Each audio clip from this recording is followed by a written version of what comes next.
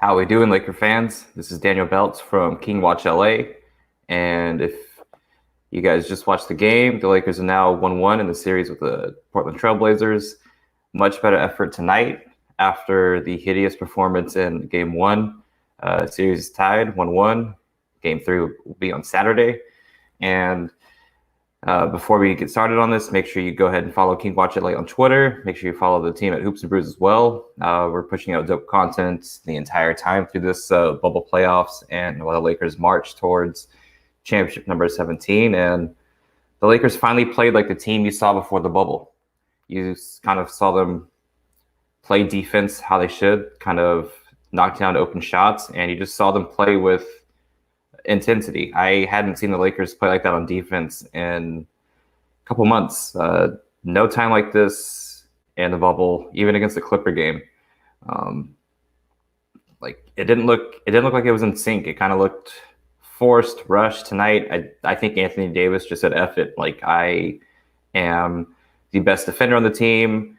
My energy, my impact makes a difference on this team. So I need to play how I'm going to play and not let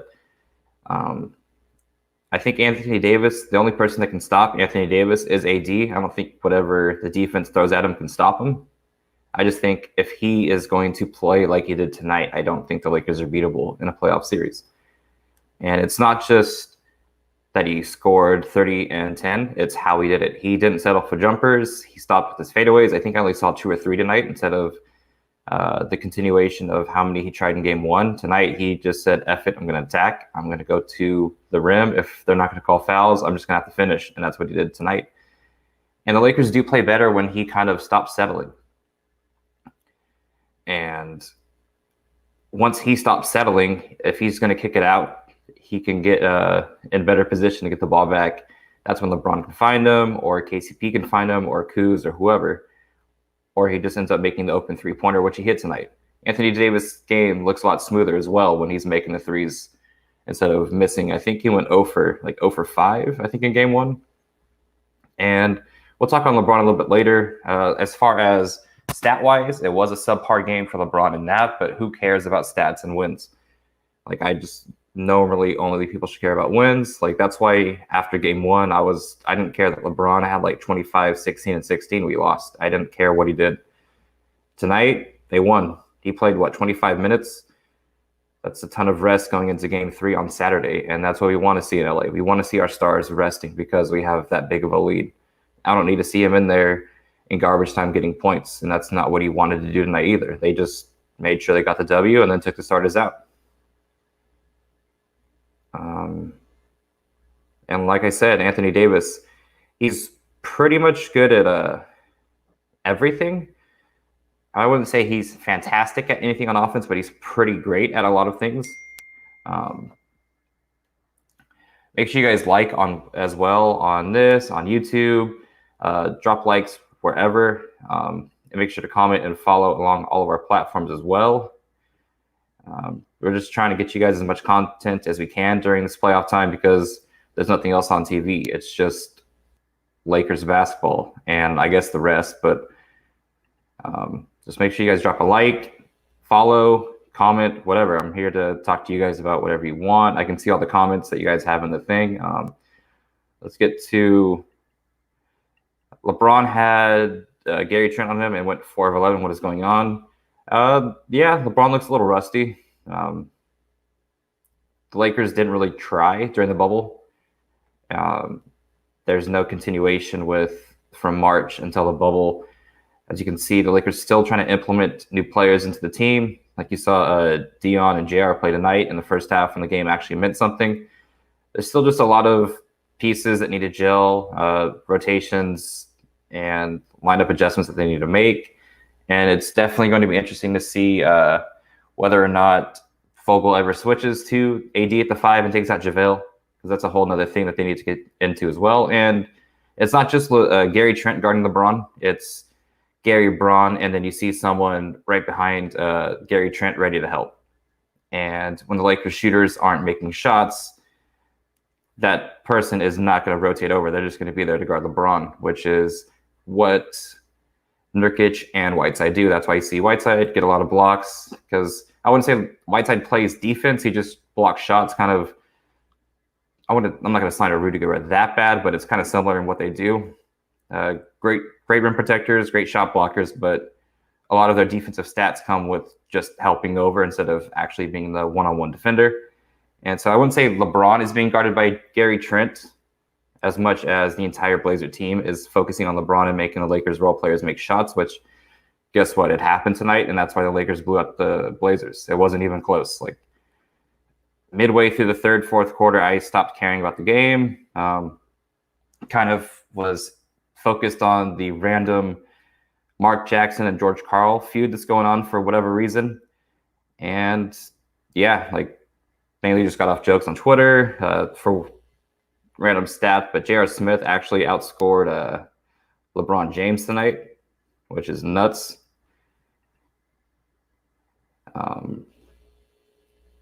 And I don't know. Let's see. Let's get into Danny Green a bit. I don't know what Danny Green is right now. I don't know what he's going to be a couple games from now. You want to see him kind of get on a hot streak, but Danny Green always has 2 or 3 playoff games each year where he's lights out. And we're going to need Danny Green to be lights out. Probably not this series, but in the second round, third round, or finals. And we want that to happen when a game that we're going to need it instead of a game like tonight where we didn't need Danny Green's scoring production at all. What's mind-blowing me is his defense. I didn't realize how slow he was moving laterally. And that's going to be a problem with Dame, with Harden, with Westbrook, and whoever he guards in, like Lou Will maybe for the Clippers. Bucks, I don't see that happening because they don't really have a guy that can get to the rim outside of Giannis, and there's no way in hell Danny Green's guarding Giannis.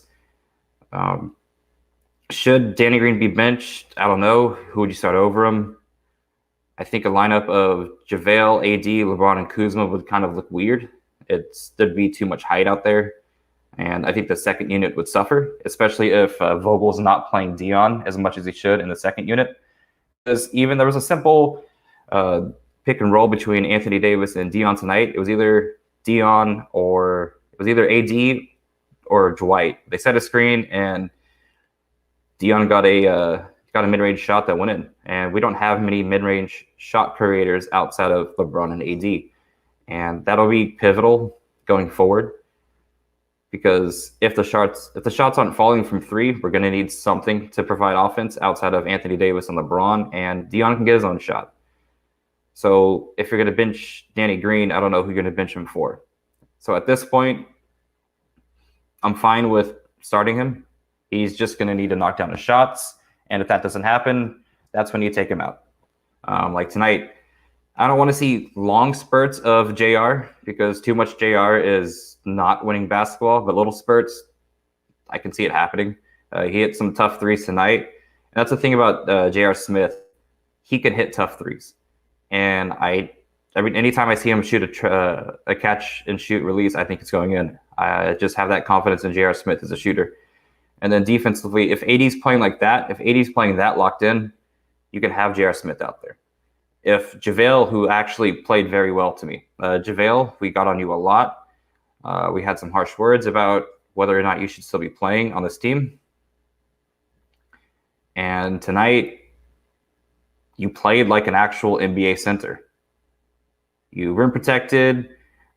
You didn't take stupid shots like the hook shots you always do for whatever reason. And anytime I think JaVale takes that kind of hook shot or tries too much on offense, it's a turnover. It's not a missed shot to me. It's a turnover.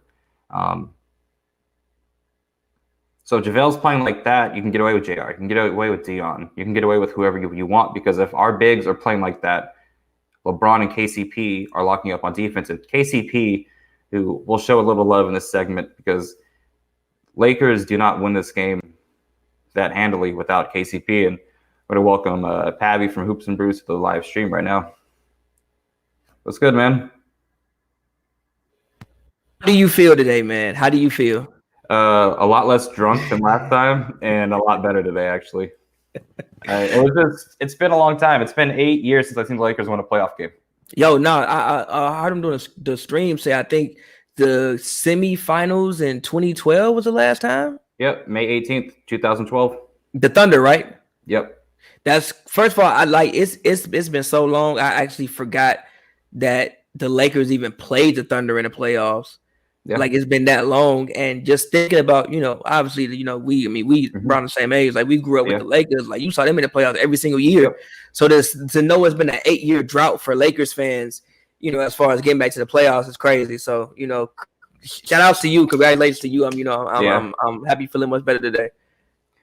No, like it feels like it's been 8 years, but it feels like an eternity. Like it feels like, because like I said, I'm 28. From like ages 6 to 21, we were in the playoffs. I had no idea what life outside of playoff basketball was. I'm like, hey, we're not playing in May. What the hell is going on? What am I doing? Nah, I mean, just like look at how many things the world has endured since the Lakers last won a playoff game. Man. Yeah. Like 2 presidential terms, basically. You got like iPhone, like I don't even think 5 or 4G, whatever G we on existed yet. I mean, so many things were different. The last streaming even damn near wasn't even a thing last time. Like so many things have changed since the last time Lakers won a playoff game. So no, just tonight it was just refreshing to see, and it wasn't just a Lakers win; it was a Lakers blowout win. It's a blowout win. Like because Laker fans are used to star players resting in the fourth in the early rounds too. And that's what kind of happened tonight. And I think that's why we were so upset after game 1, because this should not be a series. It should be a series. No, I disagree with that.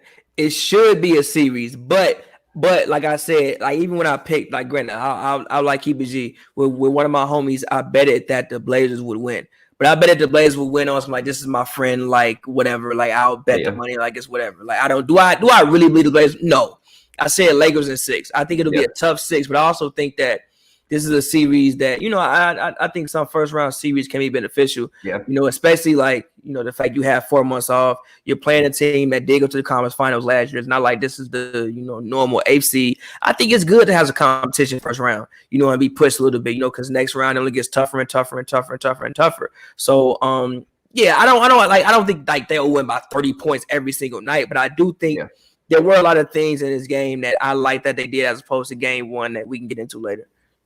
Yeah, so let's get into one of those now. I think Anthony Davis's intensity from the jump will be the deciding factor in the series.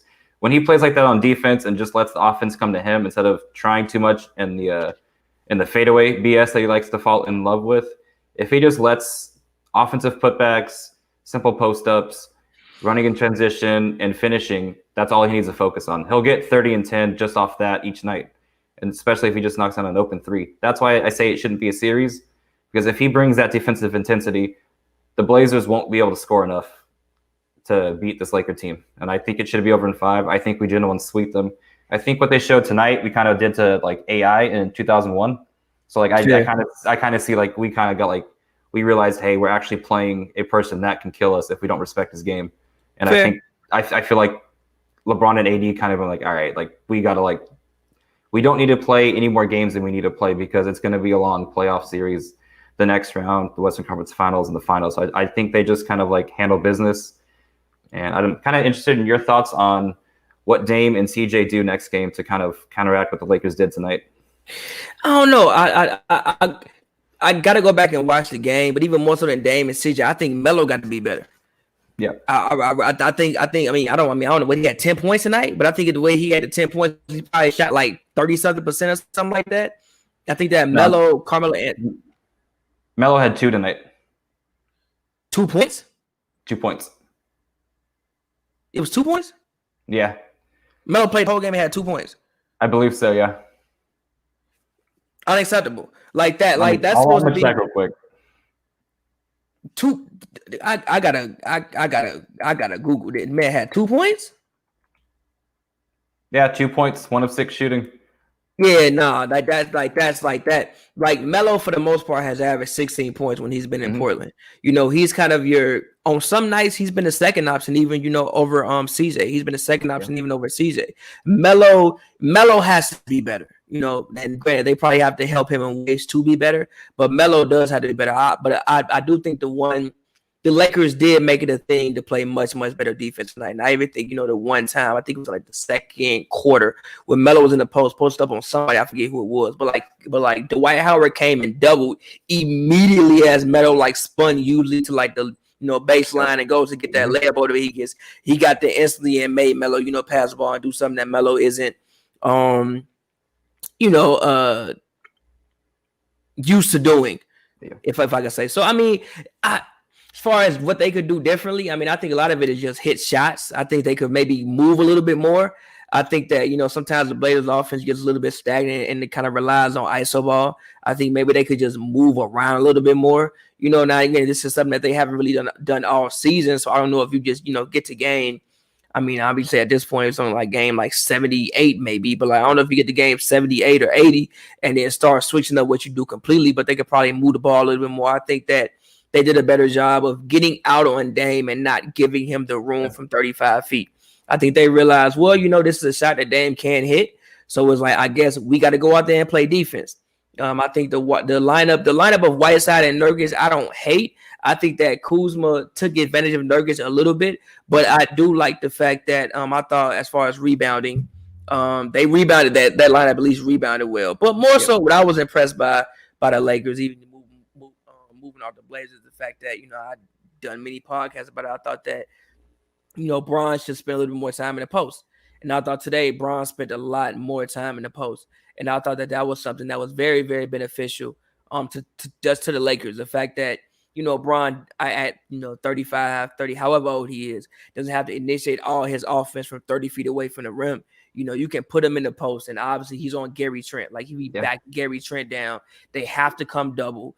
Then people are open, and one rotation. Okay, the next person gonna be wide open. So, and even also for Bron, like I think it makes it easier for him to score or get fouled if he's in the post position as opposed to trying to initiate everything from 30 feet away from the basket.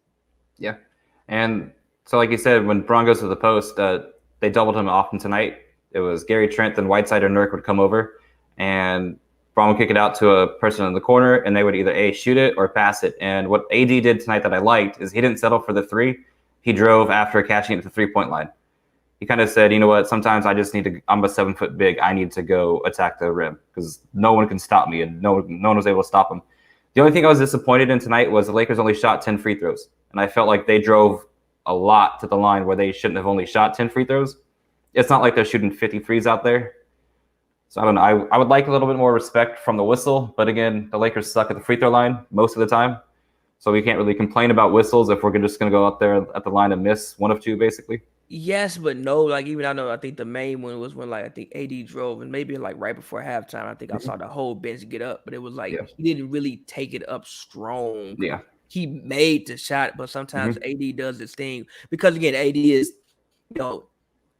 as far as being 7 foot and being able to do the things that he does, one of the things that he had an advantage over everybody else was the fact that he was for the most part small most of his life, and he hit a crazy growth spurt in high school. But that doesn't mean your guard skills just go away and disappear. So sometimes he'll go in and try to like evade contact instead of just like going in and literally just taking it up strong. And I think sometimes I think he did that today, but more often than not, he just, went in there, took it up, and just played his size. I think if AD plays his size, he's obviously one of the best 1, 2, minimum 3 best players in the NBA that we had today. If he just plays his size. Now let's get to like LeBron. Are you concerned about his play at all? I was game 1. I think that today he looked a little bit quicker. And also I think there are things that obviously he's not. He's not 29 anymore, but I think there are things you can do to supplement, the fact that he's older. One thing, like I said today, was he was in the post more. I think you can utilize. I think Bron should be playing a power forward position, basically in general. Honestly, to keep it G with you, I think he's playing a power forward position when he's not.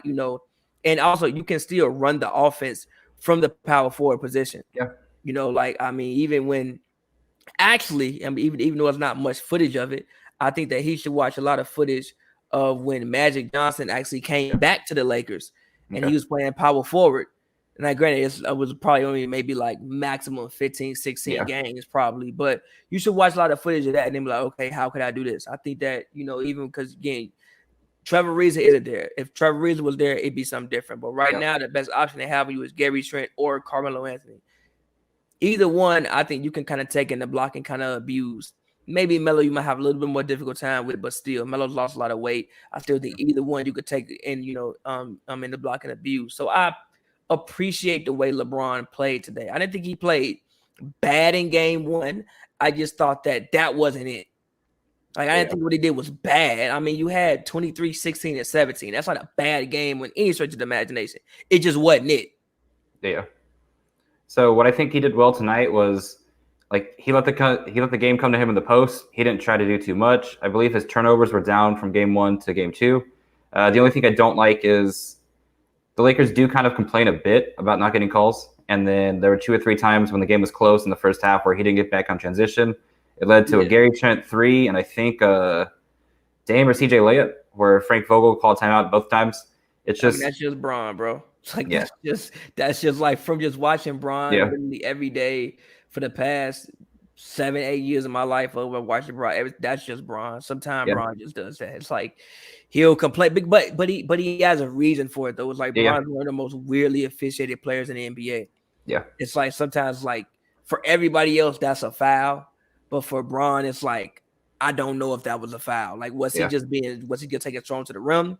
Or was that a foul? So like Bron has a point sometimes to pout to the ref because of the fact of, Bron gets officiated differently than others sometimes. Yeah. I think I'm at the point where I'd rather him get a technical than not drop back on defense. Because it just kind of like it sets a bad example for like other players to do that. Because then like I've seen JaVale kind of complain and not get back on defense for a whistle as well. So I'd rather see either LeBron or Frank get a technical, just yell at the ref instead of them not get back on defense. But from what LeBron showed tonight, defense, I like it. Just the overall intensity and what he told Anthony Davis prior to tip-off, which we found out after the game, which is basically don't get it too down on yourself, your AD, and like this is your team basically. Like we're gonna go where you lead, and I'm gonna be leading you as well. But like just play your game. And I think Anthony Davis showed that tonight. When he's playing that well, the Lakers are unbeatable. I can agree with that. Not when AD is playing the way he played tonight, because usually AD is like, okay, I personally think AD should work from inside out. Mm-hmm. When AD has his inside game working and then goes outside, it looks great. Now when he tries from outside and then tries to do everything else, and it's like it gets a little bit shaky. Yeah. But when he, starts working inside and he's rolling to the basket, he's rebounding the ball, and he's active on defense. Because personally, I think AD is a better defensive player than he is offensive player, which is crazy to say, but I think he's a better defensive player than he is, offense. So when he's like getting all of the other parts of his game going, and then he goes outside, it's like, okay, AD feeling good tonight. Yeah, and that's what happened game one. Game one, he tried too much from the outside, and then he tried to like kind of go inside after, and he just was cold. Tonight, you saw him attack the offensive glass after we missed a whole bunch of shots to begin with, and then he got a rhythm. And then he was up to like 14, 15 points. And then you saw him hit like 3 threes like right after that. So like once that happens, it's a wrap after that. Like he had Whiteside looking like he wasn't Whiteside. I don't think Whiteside's a great player, but I do think Whiteside's a good defensive player. Obviously, he's one of the best shot blockers in the league. And I think he's a very, very good rebounder. But I mean, he was taking balls away from Whiteside. Yeah. Like clean away from the man. Which AD doesn't really average that much rebounds, even given how tall he is. I just think it's like our team dynamic. Like JaVale, Dwight's in the game, LeBron's in the game. There's just a lot of people to like take away rebounds. And then Caruso also probably takes away some rebounds, same as Danny Green. They're just long guards that you're going to be able to jump and get the ball. But first quarter, he was definitely taking some rebounds away from the centers, and which was leading to 2 points or kick out for 3. I wanted to ask you a question. Do you think the Lakers are doing anything to limit Dame's assists? Because I think he had only 1 tonight, and I don't think he had more than 3 or 4 last game, where you saw like kind of later games of the bubble and the seeded playoff game or whatever you want to call it. He was getting close to 10, 11 assists tonight. I think it's just their defense in general. I think it's their defense in general, and I just think the Blazers are missing shots. Like if you look at most of these games, they Blazers probably scored like 120. I mean, if you score 120 and Dame's usage is probably at like 30, he's probably going to get 9 assists by mistake just for the fact that he has the ball so much. And I think that now with the Blazers scored. Did they score 100 points tonight? They scored 83. 88, something like 83, that. 88. Yeah, I know it wasn't 100, so it's like, Mhm. okay, they didn't score 100 points, and Dame really got hurt third quarter. Same, last game, did they score 110 last game? It was 193 last game. So it's like they're not really scoring that many points. I Yeah, think they shot 39% last game or something like yeah, that. You know what I'm saying? So it's like there's not really, I mean, it's not like he's not passing the ball anymore. It's just that like those same, assist opportunities just aren't there because of the fact that they aren't making shots. yeah. The Lakers, the one thing the Lakers have been doing is playing good defense, at least in these first two games. They have been playing good defense. Now their offense, you can argue if you like it or not, but they have been playing good defense throughout these first couple of games. And then let's get into like J.R. Smith a little bit. I don't know if you or TBJ saw. J.R. Smith actually outscored LeBron tonight, which was probably like the wild. It'll be if we win 17, that'll be like a wild like fact to have like 10 years later on the road that like J.R. Smith actually scored LeBron, outscored him in a playoff game. Do you think he's playable in spurts when the Lakers need some shooting? Yeah, I think JR is a veteran. Obviously he's played with. I mean, JR got more at this point, got more finals experience than had the people in the playoffs. Yeah. Just from going 4 straight years with LeBron. I think it is 4 straight years. Yeah. Yep. So JR has experience. JR can still. I think he's the guy who. I mean, you haven't seen him get hot in a minute, but if he gets hot, like he gets hot, So I think like he'll definitely see some time. I think he deserves some playing time. And we'll see where it goes. But yeah, I definitely think you can see JR get some playing time. I think he deserves it, especially if Danny Green is going to be if Danny Green isn't going to be providing you the shooting that he needs to be providing you. And again, you got KCP. He was good tonight, but KCP, we'll talk about it. KCP was the reason why this game was a blowout. He was great tonight. And I like KCP because KCP to me, he don't always make them. He might score 1 point. But he does shoot this for the most part. He shoots the shots he's supposed to shoot. Yep. They may not always go in, but he shoots the shots that he's supposed to shoot. You don't really see him take too many shots that you just think he shouldn't take. He shoots the shots that he's supposed to shoot. I like KCP for that. I think he does his job on this basketball team. But if he's not making shots, if him and DG are making shots, you need somebody else at those guard position. Then you got now JR and Dion Waiters, who also I think helped a lot as well. Being able to handle the ball, being able to shot create. I don't know why he didn't play in game one. Maybe obviously the thing I remember even me and Glasser were saying like the Lakers basically working with a new team right now. Like they're playing a lot of people who they weren't playing during the season. So it's like, you kind of got like a whole new team basically, and you kind of throwing them out there in the playoffs. I'm like, all right, well, let's figure it out. So it's going to take a second.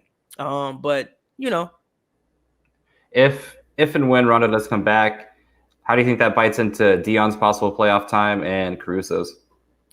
I think it just depends. I think you put Rondo on the court, but if he's not performing and think about it, it's the playoffs, not to bring up other teams, but even with the Clippers the last night when they threw Trez out there, and I'm like, yo, I know that was what you did during the season, but it's the playoffs. Like if Trez down the rhythm, you got to go with the people who are in rhythm. So if Rondo goes out there and you would usually go with Rondo during the season, but he looks like he's not in rhythm, you got to take that man out and put somebody who is more in rhythm and fatigue is right, stamina is right, and more use of game action at this point in time. Because the weird part about it is we're in the playoffs. This isn't like this is the this is the playoff. This is for all the marbles.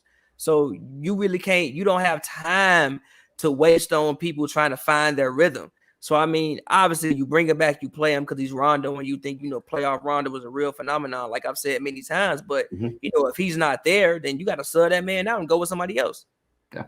Which tonight I thought Frank did just better kind of like filling out the game and just playing the players that made sense. Although there was one time in the second quarter where there was 40 seconds of game action where LeBron, Kuz, or Anthony Davis wasn't in the game. Yeah, I saw that. I was like, what and as a Laker fan, I'm like, all right, this is going to end badly. This is how our lead will shrink. But luckily, they called timeout and put AD back in the game, and like the ship kind of righted itself.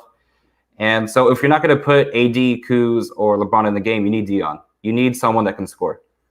I guess you'd have to put Rondo in because Caruso can't lead that unit. If Kuz, LeBron, or AD in the game, you can't have Caruso in there as a primary guard because he's not like that. He can't create for anyone else besides himself. He's really a two guard. He's really a two guard that he's like 6'3", maybe. So he's not really tall, which is probably why he ended up in the G League. Because it's like you're not tall enough really to play two guard. You really have to play the one, but you really don't have point guard skills. So now you have to fit in a situation which makes sense, which is also probably why his net rating with Braun on the court is so good, because he's not a point guard. Yeah. He's literally a two guard. That's just too short to play the two. Yeah, because I don't see many point guards going to go screen LeBron's man like as much as Caruso does. He's just out there to cut and play defense because he's not hitting any of his outside shots, which might impact his play later down the road, because if he's not making shots, he can't be out there. Yeah. No matter how great of a defensive player I think he is and how important he is to this team, he won't find the playing time, especially if Danny Green ever gets a shot back, if KCP continues this, and if Dion or JR ever get implemented into like the rotation consistently. What are your thoughts about Game 3? What do you think happens that game? Well, I don't know what's wrong with Dame. I don't think we, show it, but even if still, it's a finger issue. Like, I mean, people was like, I don't remember TBJ was like, oh, the series over. I'm like, I didn't want to bring it up, but man, if Kobe played with broken fingers and torn ligaments in his fingers, you can get yourself out there and play with a damn bro. Not granted, I've never broke a finger. I don't want to break a finger. I don't know what it feels like, but I feel like players play with broken fingers all the time, especially in the playoffs. Yeah. You can take yourself out there and play with that broken finger in the playoffs for all the marbles. Yeah. You can go, especially with 4 months off. You can go out there. Ain't like no other ligaments tied on you. You can go out there. As far as Game 3, I think I would hope we see a much more closely contested game. I think that to me, it's kind of seemed like the Blazers came out with all the energy in Game 1. And in Game 2, they just didn't have the energy. Like, they seemed like they were, we won Game 1. Hey, bro.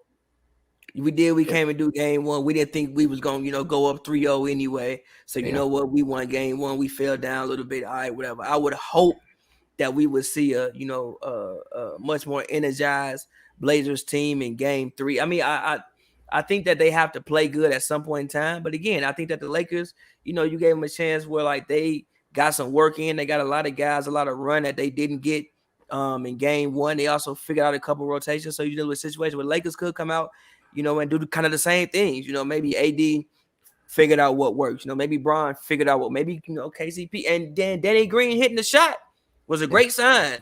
Yeah. I think Danny Green is due for a game at some point in time. Yeah.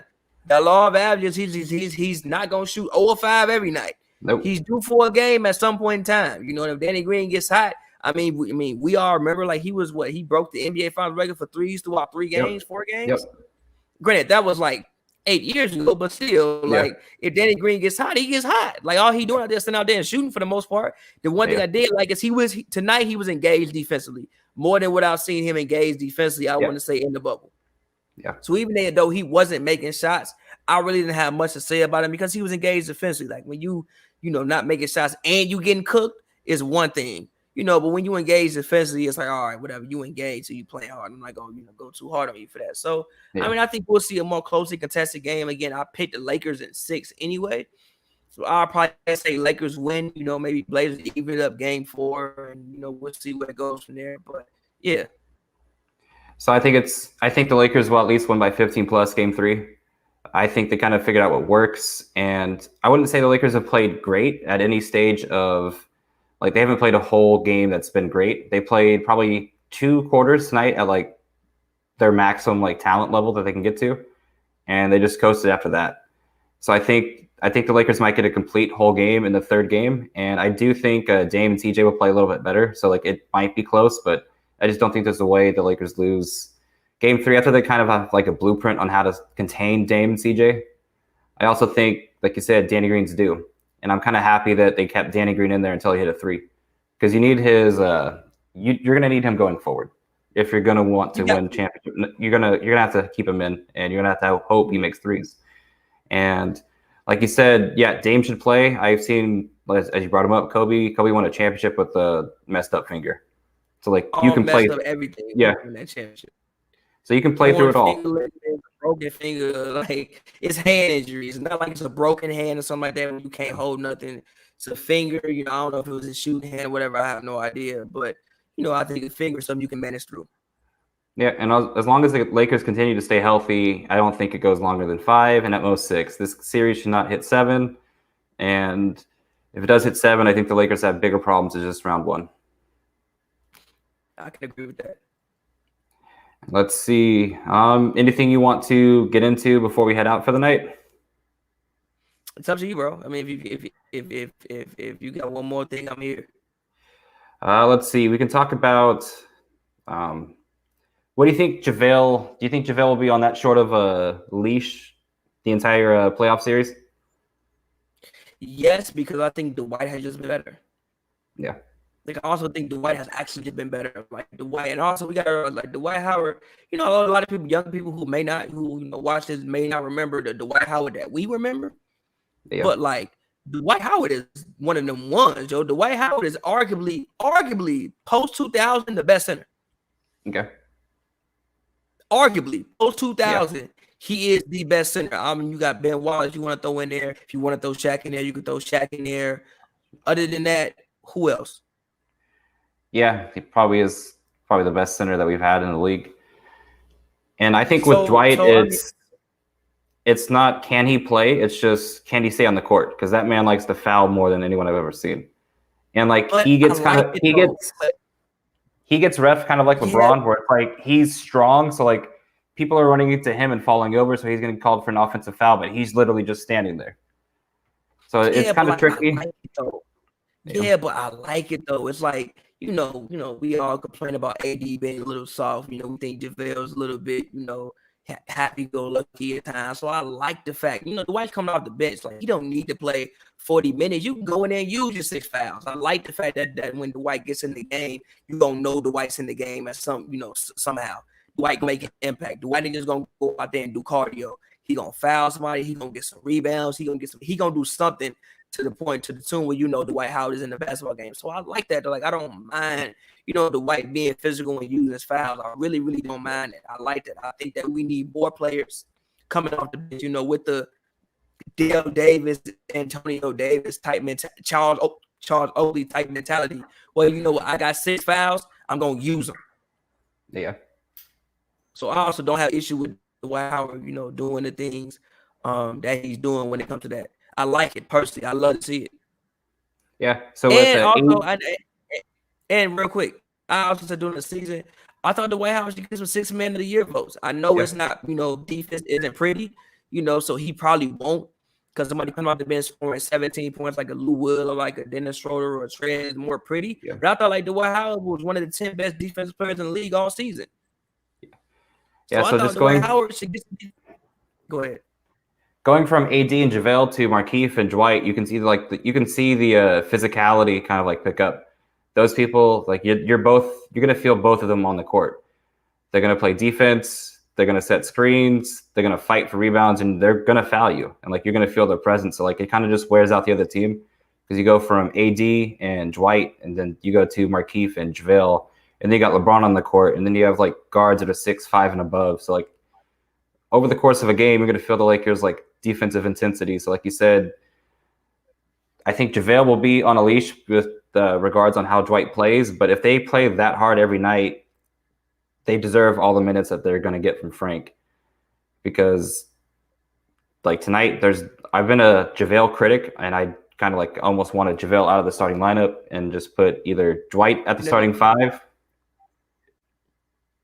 But like JaVale shut me up. First 6 minutes, he was there. He had like a crazy Dr. J layup. I think that was the second basket that he made of the night. Where I'm like, why are you making that? Why are you taking that? But it went in. I like JaVale. I guess when you started playing JaVale 30 minutes, you probably did too much. You play JaVale, even though he's a starter, he probably should play normal starters in the minutes. You play him like 20, 24 minutes maximum. You know what I'm saying? You let AD and Dwight fill up the other minutes at his position. Yeah. But yeah, like I said, like I like the way JaVale plays tonight, and everything Dwight is doing all season. I love it. And also, I just think Dwight's motivated. Dwight want to get a ring before he goes out. Dwight don't have too many years left at this thing. He came in 2004. So I think he wants to get the ring before he goes out of here. And again, like I love the physicality Dwight Howard brings to the game. I genuinely love it. You know, you saw him talking to Whiteside, and I don't know what he was saying, but it couldn't have been nothing nice. You know, saying stuff to Whiteside. I love that. Like, I think the Lakers need that on their team.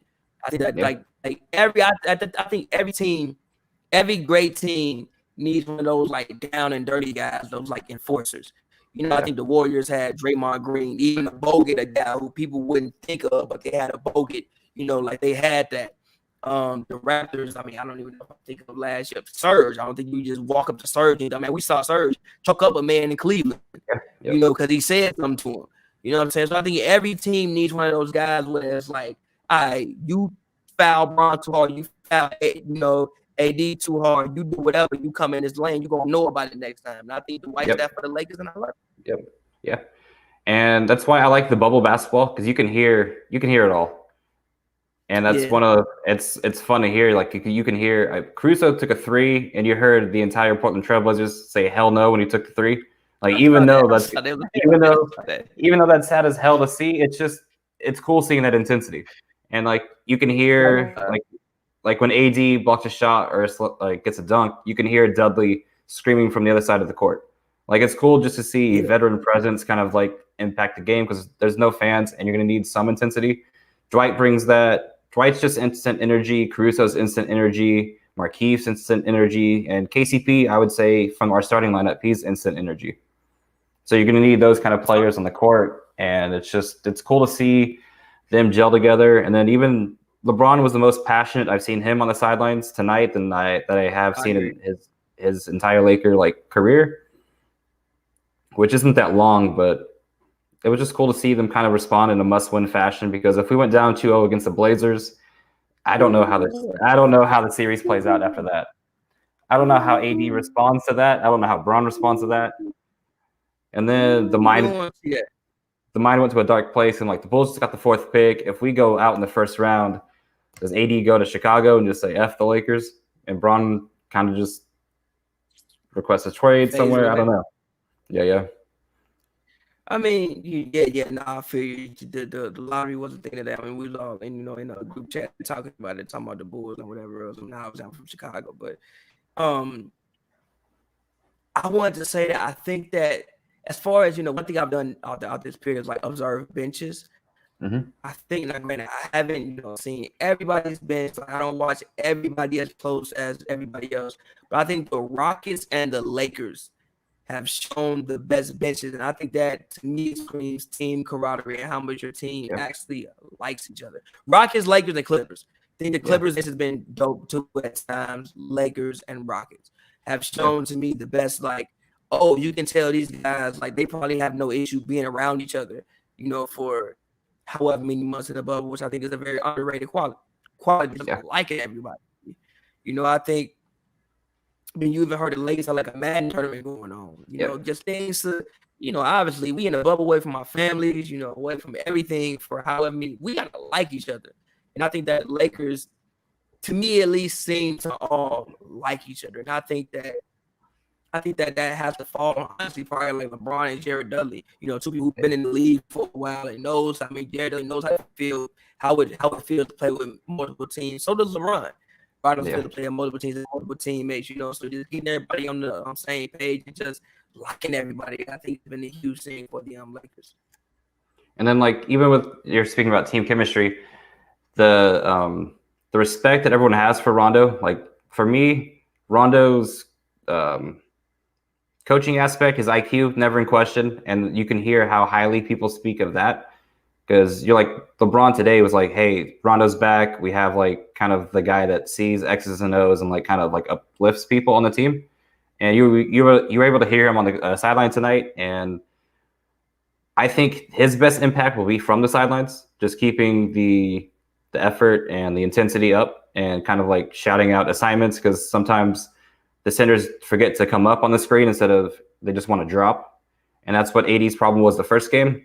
Tonight, I don't know if he missed an assignment on stepping up on the pick and roll. Whereas the first game, you saw him miss a lot. You saw him miss a lot of those, and that resulted in Dame threes.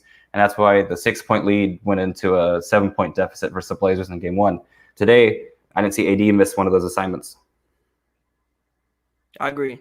Yeah, I agree. Not that was one of the main issues. The thing about Dame is like, you know, Dame is a smaller guard. You know, smaller guards deal for the most part usually you can affect players under 6'4" or 6'5" who don't have like insane athletic ability. Even if they do, you can still kind of affect with it because they just aren't that big. They can't shoot over everybody. You can trap them, make them get the ball up and things like that. So, yeah, I think they just like realize, oh, we playing Dame. Dame has inside a half court range. You know what? I gotta extend my range of defense than I normally will. I gotta work a little bit harder. Yeah. And okay, you know what? I'm gonna do that. Yeah. So we're both in agreement. I think Lakers in 5. You think Lakers in 6. And so that's gonna So that's gonna lead up to Lakers and Rockets. And I think we're probably still in agreement that out of the Western Conference team, I think the Rockets challenge the Lakers the most. I agree. Especially if Westbrook's back, and even without him being back, Eric Gordon stepped up in the bubble. Ben McLemore's still hitting threes, and the Rockets just look like a well-organized team that's kind of played the same way for 2 years now. I mean, the thing about, Westbrook not being back, which is a good thing, bad thing, I don't know, is just you know what you're getting without, like, they play one way without Russ. We give Harden the ball, he penetrates, he passes. When Harden's on the bench, we pass the ball a little bit more. We still penetrate, drive and kick, whatever. Drive and kick, and our ball movement is, Harden gonna get past whoever, he gonna kick it out 1-2 passes. Eventually, you can't rotate enough to be able to, guard everything, and you take the first open three you see, and come back on the other end and play defense. I think the Rockets are playing, at least today, the Rockets probably playing some of the best defense I've damn near ever seen the Rockets play in general. So they're going to defend the way that they defended today, and also with, these bigger teams, is you have to crash the glass and rebound. And I think the one thing the Rockets have been doing, even though they play small, has been, you've seen all 5 people go in there and rebound, and you'll see like gang rebound. Like, okay, so House will box out one person because he knows he can't get the rebound, but, Harden will come in and get it, or Rooker will come in and get it, or Easy will come in and get it. But when Russ comes back, obviously you don't play the same way every time, but it adds just a different dynamic that you really can't explain with Russ. It's just like he's so quick, he's so fast. I mean, even something up today, talking to everybody. So it seems like people love Russ. And Russ just adds like a different dynamic, and I think that it'll be a style of fights against the Rockets and Lakers. I think that you have 4 players who could easily be the best 2 players on the court any given night. Yeah. The Rockets got 2 MVPs and the Lakers got 2 MVP caliber players. So you talk about which one of those duos could be the best on the court any given night. And the role players, I think it's a toss-up either way when you come to the role players on any given night. So, and again, it's a battle of styles, and I think it'll be a very, very interesting series to see. Yeah. And I think regardless that series goes 7, I probably have it coming out a little bit differently than you have it, and that's totally fine because I can see it going either way. I just think the Lakers win because I do think LeBron and AD do get it done. But the way Harden's played this year, if he do actually ends up winning the championship, I won't knock him anymore as a NBA player. He will have gotten the job done as all great shooting guards have to do to be considered great. And if he gets it, hey, all the power to him. But I just think over that 7-game series, I kind of just think that size. And it's not just the size, it's the agility, the athleticism that AD and some of the other bigs do have. Because with the Thunder, Steven Adams is, I'm not going to say unplayable in that series, but there's a difference between Steven Adams playing free safety and AD. And even just getting rebounds. Like, see, in that series, I don't think that's the issue. Go ahead. Steven Adams can't jump for rebounds like he can get boxed out because like he kind of needs to be in position to get a rebound. With AD can sky from anywhere to get a rebound. Steven Adams isn't doing that. But in that series, I don't think Steven Adams is the issue. I think that it's the guards. Like you want to play Dort, but like Dort isn't really the best 3-point shooter. Even though Dort, he was strapping Harden for the most part today. Yeah. But it's like when Dort's in the game, obviously your offense takes a little bit of a hit, and they think they don't have to guard Dort, which I think that Dort's, the way he makes his living in the NBA, being able to be a 36% 3-point shooter. Because if he can shoot 36% from three and also continue to play the defense that he's playing right now as he gets older and gets more mentally savvy, then I think he has a real future on his hands as far as in the NBA. But right now, he really can't shoot. So it's like in certain situations, you got to go to the lineup where I think it's Adams, Gallinari, CP3, SGA, and Schroeder. But like, who in that lineup can guard Harden? And when Russ comes, No one. When Russ comes back, who can guard Russ in that lineup? Like, you put Schroeder on Harden, but like Harden, it's like 40 pounds on Schroeder, and probably don't even see him when he raises up to shoot. Dort is a guy, with a little bit more body mass. He just can't move past him, and then when he raises up to shoot, Dort's probably like right there because Dort might be taller than him. So I don't even think the main issue is really even Steven. I think Steven Adams stays on the court just fine. I think the issue with the Thunder and why they really don't have a chance to compete is the fact that they have to sub out offense for defense, and then offensively, the Thunder can switch everything. CP3 at this age can't really get past anybody no more. It's funny because he's showing everybody why the Rockets traded him. Like, they'll literally just switch all 5 players, and CP3 is like just dancing with the ball and can't do anything basically in general. And I mean the same thing with everybody else. Like, they just switching off on all the guards, and it's like, well, we got y'all. Like, y'all can't really do nothing to break us down. So I don't think Steven Adams is really the issue, and I think it's really the guard play that's the issue. That they just don't have the guards to be able to do it on both. They don't have two-way guards. Yeah. Basically, in that series, I'm seeing too much Mike Muscala for the Thunder to have a chance. Exactly. That man couldn't hit a 3 in LA, and I'm like, I don't want to watch the Thunder if they're playing Mike Muscala. Not even that. It's just he got a guard. Like Houston makes you guard because they play so small. They really out there playing basically 1 through 3. They really not playing no 4s and no 5s. I mean, if you want, really they're playing guards and wings. They're not playing no 5s. So make you guard. Everybody can put the ball on the floor and get to the cup. Everybody is agile. Everybody is mobile. So if you can't guard a guy like Danilo, a guy like Mike, unless you about to score 2 points and can't guard, then you're not really offering. You're not really doing nothing. And then just random question going back to LeBron. Was his does he still have that double-digit streak in the playoffs going? Did he barely hit that tonight? I think he barely hit it yet. Okay. Yeah. So I was just wondering. I was he had 10 points tonight. I think it was 10. Yeah, 10. Yeah, you got it going. Okay. There should never be a playoff game in which LeBron, as long as he starts, doesn't score 10 points. Like, what were you doing, Bron? Yeah.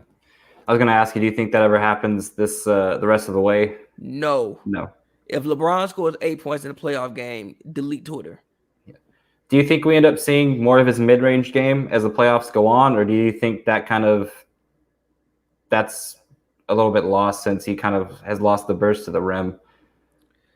I mean, when did LeBron ever have a mid-range game? 2018, the playoff series where I was like, No, you mean the one game in which he did the fadeaway expedition on the Raptors. All right, the highlights might have all came from that game because I saw one game in which he did a fadeaway expedition. It was game. I think it was 2. I haven't seen LeBron do that since then. He had like a fadeaway expedition. It was literally game 2. It was the 4th quarter game 2 when LeBron was doing things. Literally, he probably only does in practice. Okay. LeBron's never really had a mid-range game. It's been more perimeter-oriented or as far as getting to the basket or getting in the post. His mid-range game has never been something that was like Kobe or like Mike or like a KD that was more so an automatic thing. It's like when he's hot, it's rolling. But that's not – how many times is LeBron literally hot? Not often. He's not hot like that. It's like he'll get to the rim, he'll get his numbers, but how many times does he like literally like, oh, Bron hot? Like he's finna come down and just give you one buckets. That ain't really Bron. Yeah, because now all we see is when LeBron's hot, he looks down, steps back, takes a 3. That's his 3. Yeah, that's his shot right now. Or he's getting to the rim, he's finishing, he's getting to the foul line. Like Bron being hot don't look like a guard getting hot of like a KD getting hot of things like that. Like, nah, it never has. Like he getting hot for the most part, he's not. It's very few times in which he's put on the jumper expedition. Not saying he can't do it, it's just very few times in which he's done that. But there's going to be a time that comes in the game where he's going to have to get a bucket. So I'm just hoping to see him being able to get like a mid-range. It's not going to look pretty, but he's just going to have to knock it down. I think the post is where that comes in. Okay. Like which why I say like I don't want LeBron initiating all his offense at that age, from 30 feet away from the basket. If it's 2008, then whatever. But like right now, you put him in the post, and Bron is still going to work on it. He's stronger than everybody. You know, you get it up on the glass, it goes in, you get fouled. Obviously, Bron still got the turn and fade and things like that. From down low. But I think if you need Bron to score, you get him in the post, and even still, like he's so big, you have to double. Yeah. So you double him. Obviously, one pass, next pass, and next shot open. So I think when you need that, you put him in the post. And like Skip's kind of a troll when he says Kuzma needs to be the fourth quarter scorer, but when playoff games get tight, I said that though. Yeah, I said that. You need someone to get a mid-range bucket when the game gets tight in the fourth quarter. And now I prefer AD doing that, but if Kuzma can create that, honestly, I prefer like waiters or somebody like waiters or like a combination. The thing is, the Lakers don't have anyone. They don't have a Kyrie, which is why I said like Kuzma got to be Kyrie in the beginning of the season, because like Kyrie was that guy. Like, man, we don't have nothing on this possession, bro. Here, we finna give you the ball. We're gonna walk away from you, and you gonna figure this out for the next minute and 30 seconds, and we gonna get a bucket every time because you're that good. The Lakers don't have that right now. No. So it's like, Kuzma can maybe supplement that. Waiters is the guy who, Philly Jordan with all the most confidence in the world, maybe he can go down for a possession like, hey, man, we've been stagnant for 3 possessions in a row. The team making a run. Here, Dion, we're going to give you this ball. We're going to walk away from you, and we need you to create something. Just, give us back a little rhythm and pump us up again and things like that. So I think that they have a combination of maybe Kuzma, maybe AD, maybe waiters. Even JR, guy, he might, hey, man, you might have to call to JR. You can run a play for him. He may put the ball on the floor and hit something stupid. Yeah. So I just think that they have a combination of guys, but not no one set guy that you think you're going to go to in that situation. Yeah. Well, that's probably going to be it for Lakers Talk tonight. Again, Pavy, it's always fun having you on, just talking Lakers basketball. Likewise, man.